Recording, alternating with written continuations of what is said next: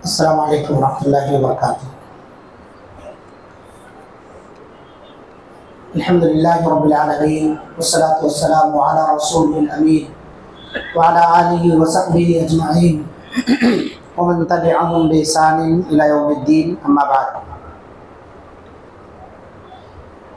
Rabbi इश्रह ली सदरी व यस्सिर ली अमरी वहलुल उक़दतम मिन लिसानी यफ़क़हू क़ौली रब्बि ज़िदनी इल्मा अल्लाहुम्मा अन्फ़अना बिमा अल्लमतना व अल्लिमना मा यनफ़अुना व ज़िदना इल्मन व अमलन, आमीन या रब्बल आलमीन। नमाज के अहकाम मसाइल से मुताल्लिक़ मुसलसल कई हफ्तों से आप दर्स सुन रहे हैं। आज के दर्स में जो बात बयान की जाएगी वो है फ़र्ज़ नमाज के बाद के अज़कार की अहमियत क्या है। हज़रीन गिरामी, अल्लाह ताला ने इंसानों को महज अपनी इबादत व बंदगी के लिए पैदा फरमाया है। लिहाजा एक मोमिन को चाहिए कि वो सुबह व शाम अल्लाह रब्बुल आलमीन के ज़िक्र में अपनी ज़बान को तर रखे और अल्लाह रब्बुल आलमीन को अपना खालिक व मालिक समझ करके उसे याद करता रहे, उसकी बंदगी करता रहे। तो नमाज भी अल्लाह रब्बुल आलमीन की इबादत व बंदगी का एक बेहतरीन तरीक़ा है और अल्लाह ताला ने इसको ज़िक्र से भी ताबीर किया है। सूरह जुमा जब हम पढ़ते हैं आयत नंबर 9 में अल्लाह ताला ने उसे ज़िक्र करार दिया है। और ज़िक्र भी एक किस्म की क़ल्बी और लिसानी इबादत है, ज़बानी इबादत है, जिसका मकसद अल्लाह रब्बुल आलमीन की तारीफ़ व तौसीफ़ और तक़दीस व बड़ाई बयान करना है। उसके बदले में अल्लाह अपने बंदों को बेहयाई से, इंसानों और जिन्नात के शर से हिफाजत फरमाता है। जो आदमी भी अल्लाह ताला का ज़िक्र करता है इंसानों के शर से भी महफूज रहता है और जिन्नात व शयातीन के शर से भी अल्लाह ताला उसकी हिफाजत फरमाता है। इसी तरह से इनकी हिफाजत के साथ साथ मुख्तलिफ़ किस्म के अज्र व सवाब से भी नवाजता है। तो अल्लाह रब्बुल आलमीन का हमें हमेशा ज़िक्र करना चाहिए। इसीलिए अल्लाह ताला फरमाता वला ज़िक्रुल्लाहि अकबर, बेशक अल्लाह का ज़िक्र बड़ी चीज़ है, यानी अल्लाह का ज़िक्र करना बहुत ही अजीम चीज़ है। ज़िक्र की अज़मत और फ़दीलत के पेश नज़र रसूलुल्लाह सल्लल्लाहु अलैहि वसल्लम ने हमें फ़र्ज़ नमाज के बाद के मुतअद्दिद किस्म के अज़कार और दुआओं की तालीम दी है, जिनका तज़किरा आगे के दर्स में आएगा। ये अज़कार और दुआएं बताने से पहले मुनासिब मालूम होता है कि आपके सामने, ख़ास तौर से मर्दों के सामने, ख़वातीन भी इसके अंदर शामिल हैं, ख़वातीन को भी चाहिए कि इसका एहतमाम करें, क्योंकि ख़वातीन के पास अक्सर टाइम कम रहता है, घरेलू कामों में मसरूफ़ हुआ करती हैं। फ़र्ज़ नमाज पढ़ने के बाद बहुत कम ख़वातीन हैं जो मुसल्ले पर बैठ करके अज़कार का एहतमाम करती हैं। इसलिए उन्हें चाहिए कि अपनी ज़बान को हमेशा ज़िक्र से तर रखें, किचन में रहें, कहीं भी रहें, किसी भी हालत में रहें, अल्लाह रब्बुल आलमीन के ज़िक्र को हमेशा अपनी ज़बान पर जारी रखें। तो 8 किस्म के अज़कार हैं या ऐसे 8 मकामात हैं जिनमें हमें ज़िक्र का एहतमाम करने से क़ल्बी सुकून हासिल होता है। अल्लाह रब्बुल आलमीन ने कुरान में फरमाया अला बिज़िक्रिल्लाहि तत्मइन्नुल क़ुलूब, क्या अल्लाह के ज़िक्र से दिलों को इत्मीनान नसीब नहीं होता है? यानी अगर अल्लाह के ज़िक्र से इत्मीनान नसीब नहीं होता है तो कौन सी चीज़ है जो तुम्हें दिली सुकून अता फरमाए? गोया अल्लाह का ज़िक्र ही है जो हमें टेंशन से दूर रखेगा, अल्लाह का ज़िक्र ही है जो हमें हर तरह की परेशानी के बोझ से निजात दिलाएगा।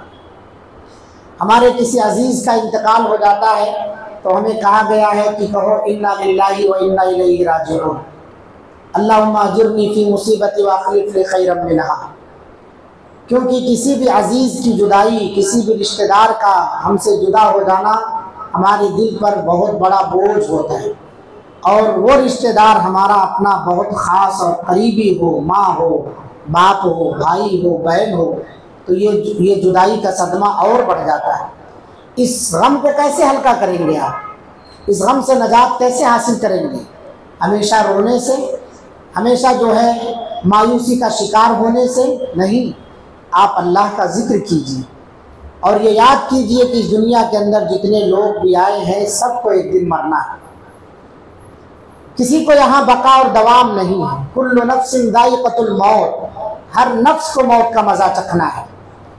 अंबिया और रसूल की ज़ाते बाबरकात इस दुनिया की सबसे अजीम हस्तियाँ थी, उन्हें भी मौत ने दबोचा, वो भी मौत का शिकार हुए हैं। तो हम और अब क्या है? कोई आज है तो कोई कल है। मौत से किसी को रुस्तगारी नहीं है। आज वो है तो कल हमारी बारी है। इसलिए हमें हमेशा अल्लाह ताला की बंदगी में अपने आप को मसरूफ़ रखना चाहिए। नमाज़ों की पाबंदी करनी चाहिए। नमाज़ों के बाद के जो अज़कार हैं उनका मुकम्मल एहतमाम करना चाहिए। तो वो 8 ऐसे बेहतरीन मकामात ज़िक्र के लिए जिनसे हमारे दिलों को सुकून हासिल होता है, इंसानों के शर और आसेब से, जादू जिन्नात से हिफाजत होती है। और ऐसा जब आप करेंगे तो फिर किसी आलिम आमिल के पास, किसी ऐसे आदमी के पास जो झाड़ फूंक करने में मशहूर हो जाने की ज़रूरत नहीं है। असल वजह क्या है कि हम ज़िक्र अज़कार में कमज़ोर हो जाते हैं तो शैतान को मौका देते हैं अपने ऊपर हावी होने का। और शैतान ने अल्लाह से वादा किया, इल्ला इबादक मिनहुमुल मुखलसीन, मैं सारे बंदों को तेरे बहकाऊँगा सिवाय उन बंदों के जो तेरी इबादत में मुखलिस, तौहीद परस्त हैं, सुन्नत के मुताबिक ज़िंदगी गुजारने वाले हैं, अपने शब रोज़ को नबी सल्लल्लाहु अलैहि वसल्लम के बताए हुए तरीक़े के मुताबिक ज़िंदगी गुजारते हैं। मेरा बस उन पर नहीं चलेगा। तो इसका मतलब हम ज़िक्र अज़कार में जहाँ कमज़ोर होते हैं, मौका पा करके शैतान हावी हो जाता है, क्योंकि दुश्मन है वो हमारा, इंसानों का दुश्मन है। और इंसानों का दुश्मन या किसी का भी दुश्मन हमेशा घात में लगा रहता है। आपसे थोड़ी सी चूक हो कि फ़ौरन उसको आपको गिरफ्तार करता है या आप पर ऑब्जेक्शन करता है, एतराज़ करता है। तो अपनी तरफ से मुकम्मल एहतियात में हमें ज़िंदगी गुजारनी चाहिए, क्योंकि हम मोमिन हैं, मुस्लिम हैं। तो गफलत की ज़िंदगी अल्लाह को पसंद नहीं है। गाफिल बन करके मोमिन ज़िंदगी गुजारे, गफलत ये मोमिन की पहचान नहीं है, मुनाफिक की पहचान है। इसलिए हमेशा चाको चौबंद रहना चाहिए।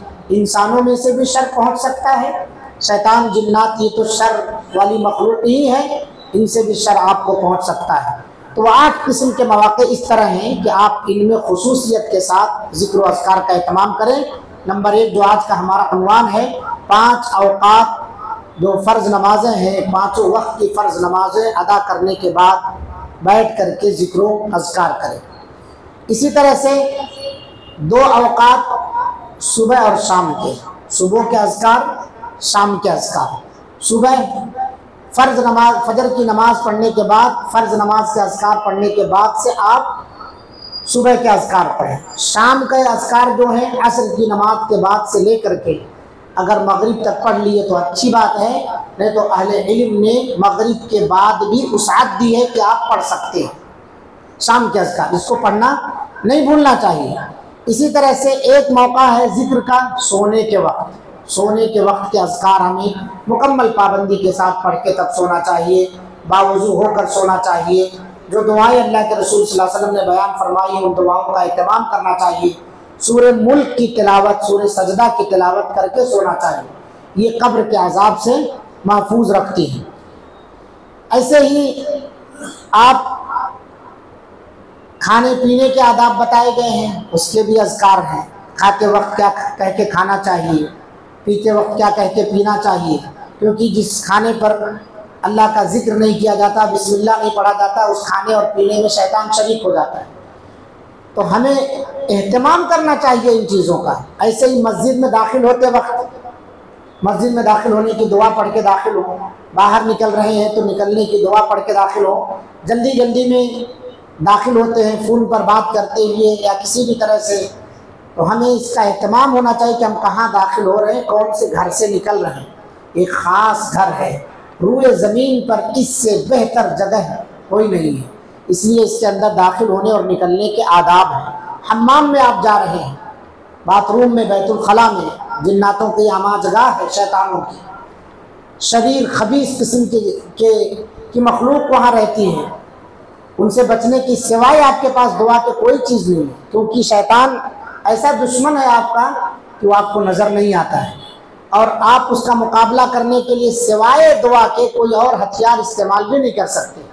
ये अल्लाह का करम है, एहसान है कि अल्लाह ताला ने हमें ऐसे दुश्मन से महफूज रहने के लिए अपने नबी सल्लल्लाहु अलैहि वसल्लम को दुआएं बताई और नबी ने सहाबे कराम को, सहाबे कराम से होते हुए हम तक के दुआएं पहुंची हैं। हमें इस पर अल्लाह का शुक्र बजा लाना चाहिए। ऐसे घर में दाखिल हो तो आप दुआ पढ़ के दाखिल हो, बाहर निकले तो दुआ पढ़ के निकले। बाजार शैतानों के अंडे बच्चे देने की जगह है, बाजार में दाखिल होने की दुआ। कितनी मरतबा हम बाजार जाते हैं मगर हमें बाजार में दाखिल होने के आदाब नहीं मालूम। तो ये सारी जगहें हैं कि इन पर हमें खुसूसियत के साथ, यहाँ तक कि अल्लाह के रसूल सल्लल्लाहु अलैहि वसल्लम ने बयान फरमाया, आदमी अपनी बीवी से हमबिस्तरी कर रहा है उस वक्त भी दुआ का एहतमाम करना चाहिए। सहाबा ने पूछा अल्लाह के रसूल सल्लल्लाहु अलैहि वसल्लम उस वक्त, तो कहा कि उस वक्त शैतान ऐसी हालत में इंसान को और पसंद करता है, इसलिए आप बिस्मिल्लाह पढ़िए और हमबिस्तरी की जो दुआ है वो दुआ पढ़ करके अपनी शरीके हयात से मुलाकात कीजिए, ताकि कोई औलाद अगर अल्लाह ताला तुम्हारे नसीब में लिखे तो वो शैतान के कचोके से महफूज रह सके, नेक और साले औलाद हो। इसीलिए कहा जाता है, अरबी में कहावत है, अल-विक़ायतु खैरुम मिनल इलाज, एहतियाती तदाबीर इख्तियार करना ये इलाज करने से बेहतर।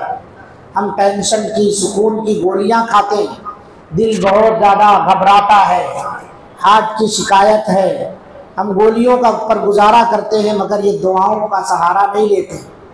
दोनों चीज़ें कीजिए आप। सबसे बड़ी चीज़ जो है अल्लाह रब्बुल आलमीन की ज़ात पर भरोसा और अल्लाह से रिश्ता जोड़ना। दवाइयाँ दुनिया में बहुत सारे लोग खा रहे हैं मगर जो नमाजी हैं, ज़िक्र व अस्कार के पाबंद हैं, चंद दिन दवा खानी पड़ती है, उसके बाद वो छोड़ भी तो कोई परेशानी नहीं होती। जो लोग अल्लाह से अपना रिश्ता नहीं जोड़े होते हैं, ऐसे लोग एक वक्त दवा नहीं खाए तो दूसरे वक्त उनकी हालत दिगरगू होना शुरू हो जाती है। मगर अल्लाह का फजलो करम है नमाजियों पर, ज़िक्र व अस्कार करने वालों पर, कि अल्लाह ऐसे बंदों की हिफाजत करता है। आयतुल कुर्सी पढ़ लें आप, अल्लाह ताला शैतान से हिफाजत करता है। आएगी तज़किरा आगे, फ़र्ज़ नमाज के बाद आयतुल कुर्सी पढ़ने की फजीलत क्या है। तो हमें एहतियात करना चाहिए, दुआ वगैरह का एहतमाम करना चाहिए।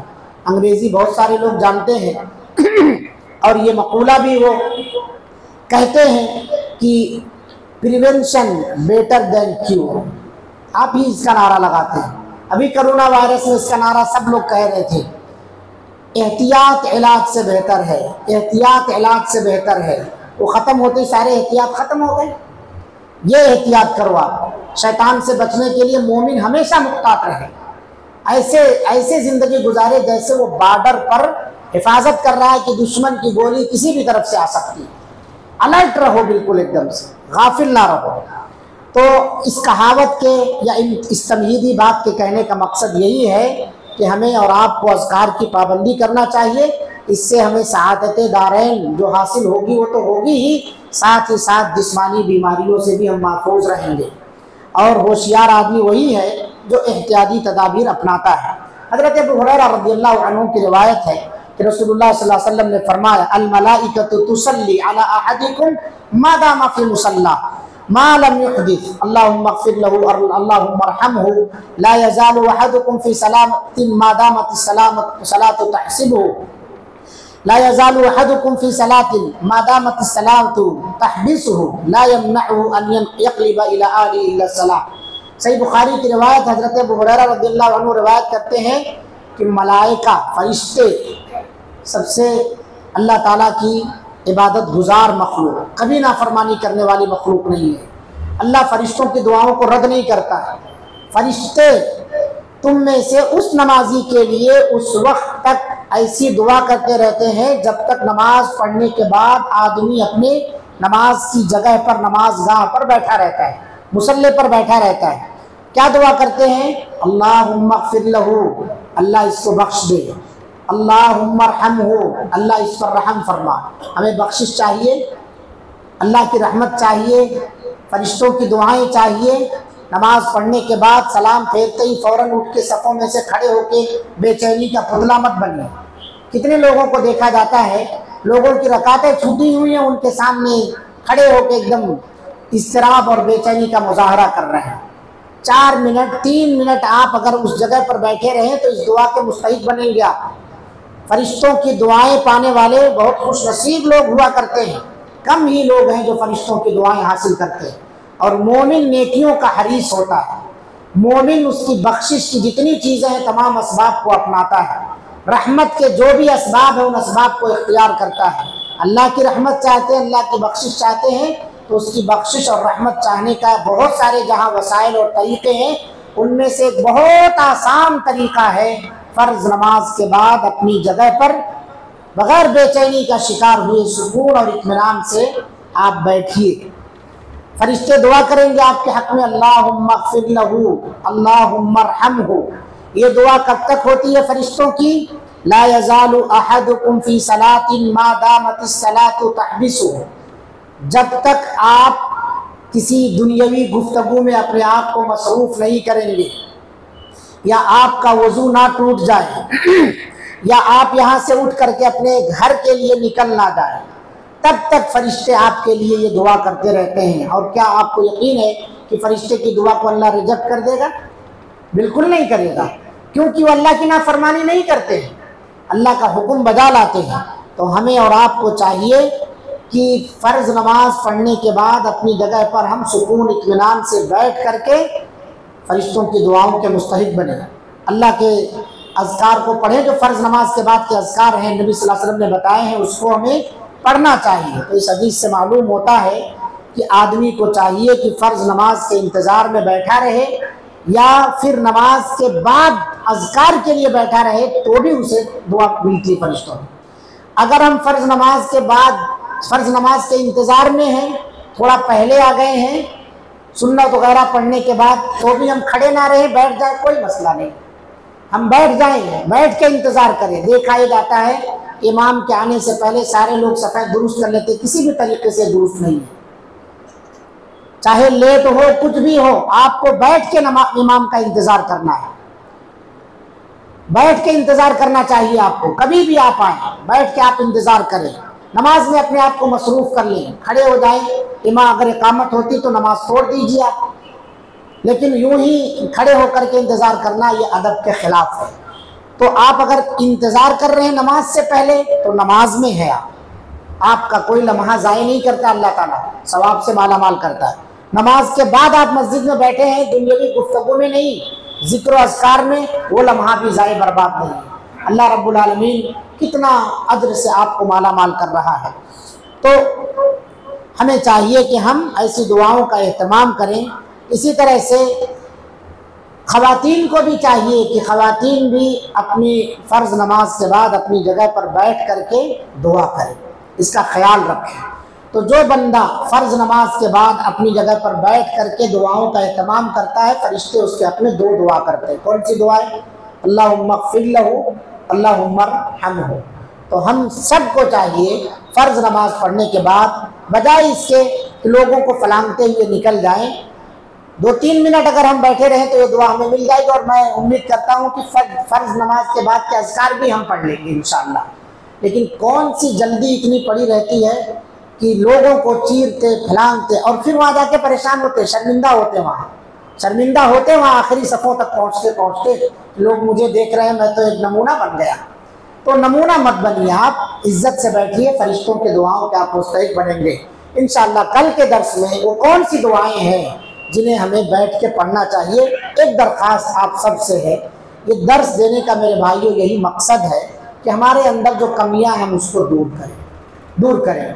कितने ऐसे हमारे भाई हैं जिनको नमाज के अंदर की दुआएं याद नहीं हैं, कितने ऐसे हमारे भाई हैं जिनको नमाज के बाद यानी फ़र्ज़ नमाज के बाद के अज़कार याद नहीं।